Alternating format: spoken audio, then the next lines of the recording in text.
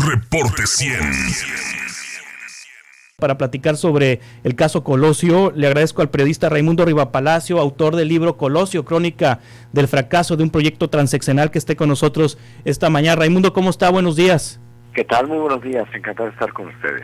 ¿Hay algún dato novedoso que, como dice la investigación que fue reservada por 35 años, ameritara que se reactivara la misma? Es decir, ¿hay un dato novedoso ahorita en este presente para reabrir el caso Colosio, Raimundo?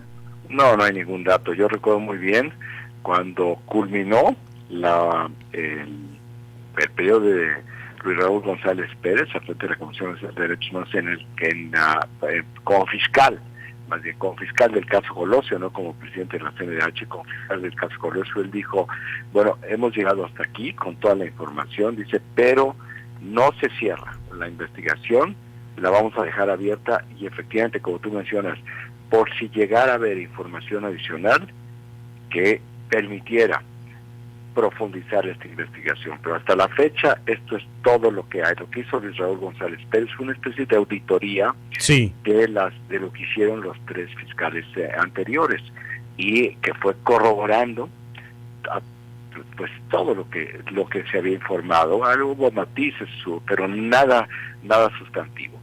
La pregunta que tú haces es fundamental, porque lo que nos refleja es que es pura farsa lo que hace el gobierno federal. ¿Por qué es pura farsa? Porque no hay absolutamente un dato, un nuevo testigo, algo que no se subiera, que permitiera, no que permitiera, sino que abriera la investigación para desarrollar una nueva línea, una nueva hipótesis sobre el caso Colosio. Pero ¿qué es lo que hacen? Es puro circo. Todo el tiempo es circo. Y con esto, pues, alimentando, para que de esta manera pueda seguirse generando un respaldo a la narrativa del gobierno, del presidente López Obrador, camino a la elección presidencial. Son puros castillos de naipes. Es lamentable el estado en que se encuentra la parte de Administración y Procuración de Justicia, y es una farsa, lo reitero, de la Fiscalía General de la República. Sí. Y yo me tragaría mis palabras si la Fiscalía General de la República dice, iniciamos la investigación, reabrimos a partir de esto, pero ni siquiera eso. Reabrimos la investigación sin ninguna explicación del por qué se reabre la investigación. Sí, la justificación son las torturas a Mario Aburto, dice la Comisión Nacional de Derechos Humanos. Pero eso no quiere decir que se reabra la investigación. Claro. Muy bien. A ver, lo torturaron, bueno, que se determine, pero él es un asesino confeso. Y no es, si esto significa que fue obtenida su declaración bajo tortura, pues ni siquiera eso, porque él fue asesino confeso. Él lo declaró.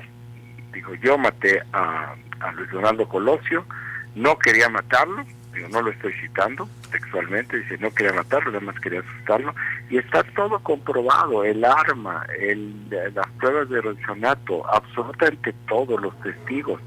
Si Mario Aburto fue torturado, bueno, entonces que se haga un proceso que tenga que ver con las torturas a las cuales fue sometido.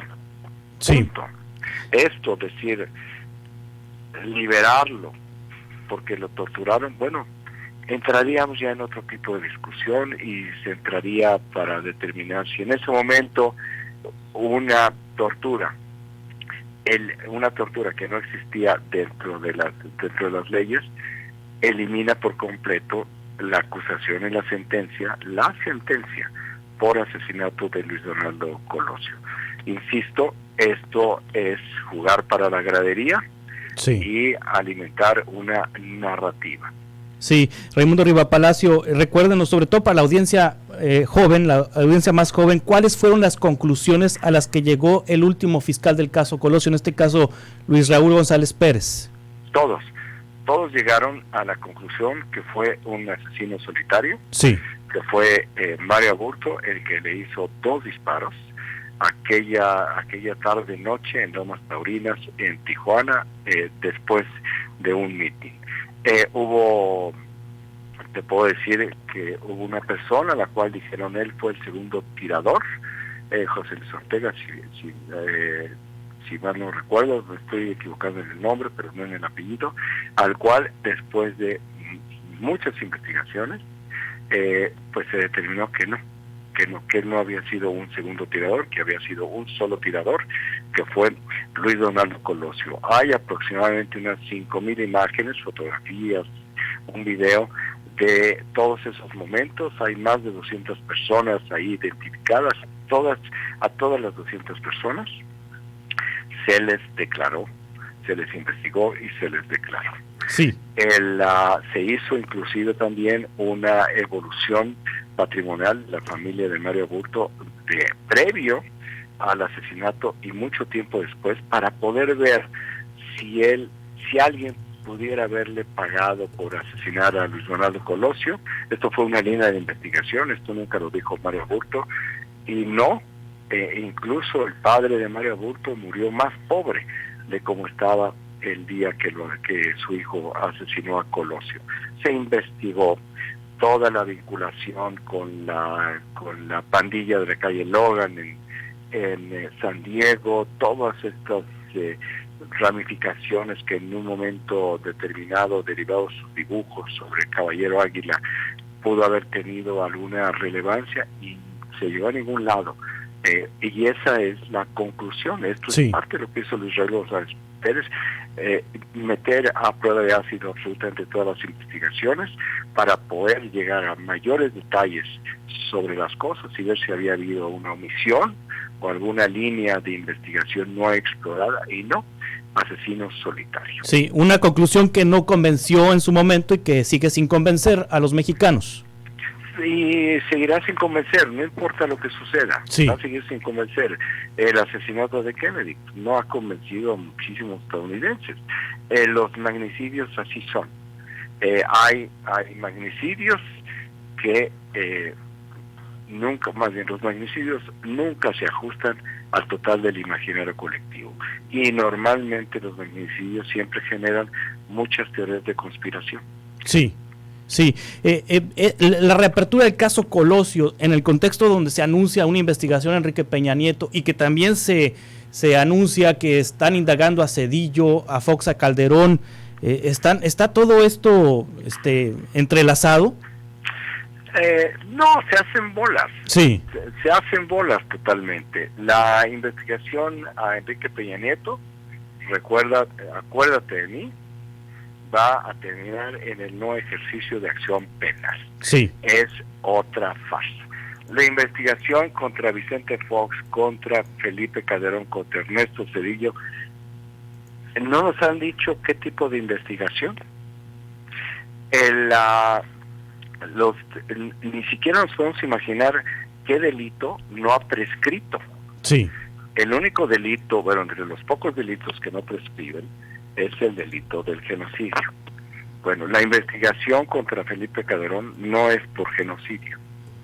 A Felipe Calderón lo tienen investigado, y esto lo meten en este paquete, pero tampoco era de este momento, y además ya era público, por el caso de Rápido y Furioso, que por cierto es un caso que no le toca a él, y es un caso cerrado en Estados Unidos. Es decir, es cómo vamos a revolver todo el escenario político en función de una sola narrativa, de que todo el pasado fue corrupto y todo el pasado fue oscuro, fue negro, y que no hay nada que rescatar, y por lo tanto el futuro de aquí a la eternidad tiene que ser morena. Yo creo que increíbles cosas que se hicieron en el pasado en términos negativos, pero creo que de esta manera, como es tan sexy decir estamos investigando a expresidentes, pues incorporarlo para el debate público, para la conversación, y no va a llegar a nada. Sí. A nada absolutamente. Y lo que sí va al puerto donde sí va a llegar es qué va a suceder después del 24, cuando entonces todo esto que ha sido utilizado para efectos de propaganda y efectos de una consolidación de una base electoral, pues tenga su mañana siguiente. Sí. Porque todo esto, a menos de que se llegara a concretar en cuestiones específicas que puedan llevarse ante un juez y ante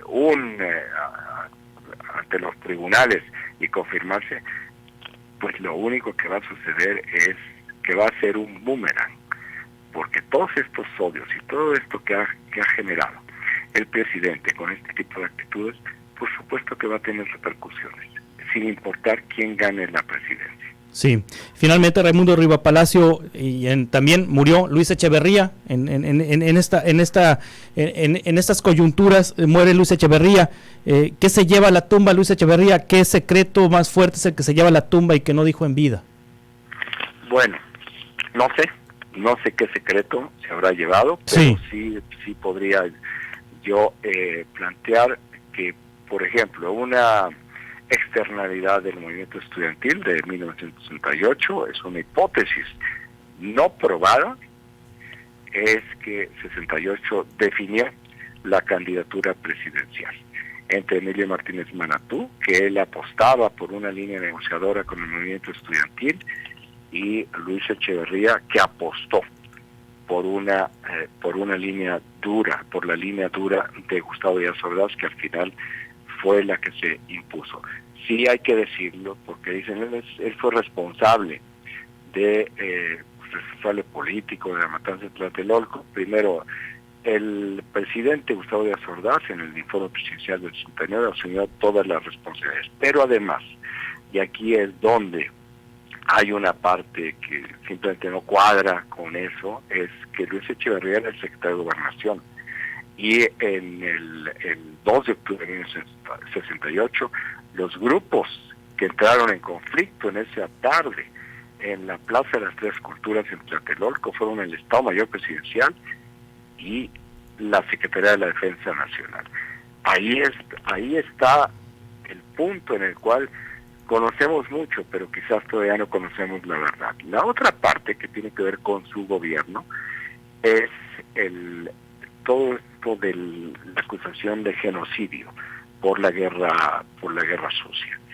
Bueno, ahí no le pudieron probar el delito del genocidio. Y curiosamente, sin que esto quiera decir que sea menor o que yo esté minimizando, pero estos temas que tienen que ver con la política y los derechos humanos han opacado por completo otro episodio de Luis Echeverría, cuyas secuelas todavía vivimos. Algunas de esas secuelas vivimos, que fue esa terrible, desastrosa política económica que nos sumió en 2 generaciones de crisis. Sí. Yo toda mi vida he pagado por las crisis económicas que detonó Luis Echeverría.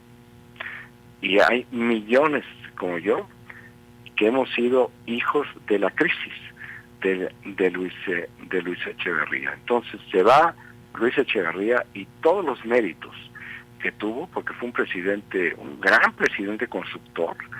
De él es la Universidad Autónoma Metropolitana, que es una de las grandes universidades de este país. De él es el CONACYT, el desarrollo de Cancún y de Los Cabos, los 2 principales destinos turísticos en generación de divisas extranjeras. El Consejo Nacional de Población fue el primero en realizar una conferencia para la mujer. Creó muchas otras instituciones. Él impulsó en las Naciones Unidas la Carta de Derechos y Deberes Económicos de los Estados. Él fue muy importante en la posición que tuvo en política exterior con esa defensa de este choque con Augusto Pinochet contra el golpe de Estado, cómo generó un santuario para todo el exilio chileno, su enfrentamiento con Francisco Franco cuando mató el gobierno de la dictadura. Francisco Franco a 6 personas agarró civil, 6 miembros de ETA, allá en el proceso de Burgos. Tuvo también una política muy vinculada al internacionalismo del mundo en desarrollo. Todo esto que te estoy platicando sobre las grandes cosas que hizo Echeverría están totalmente opacadas por 1968 y 1971, que opacan incluso en estos momentos la ruina económica a la que llevó el país. Pero así somos. Sí. Así es esta sociedad y así son todas las sociedades en el mundo, ¿eh? Tampoco somos diferentes y somos únicos. Estamos siempre en lo cosmético y no en lo profundo. Raimundo Riva Palacio, muchas gracias por aceptar esta conversación. Un placer. Igualmente. Reporte 100.